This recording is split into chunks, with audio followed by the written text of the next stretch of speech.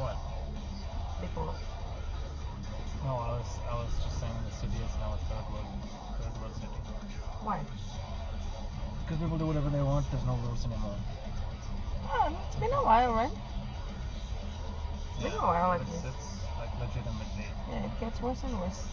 This fucking idiot. Do you not have eyes?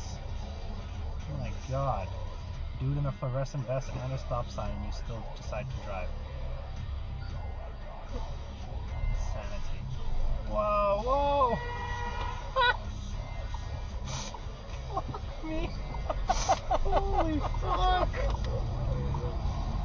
He has a nice... guy with the stop sign, look. Yeah, he almost shot himself.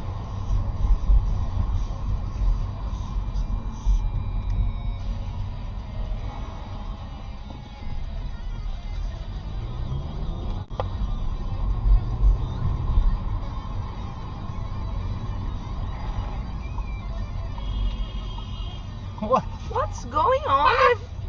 I'm telling you, baby. Like, there's a green light and this fucking idiot.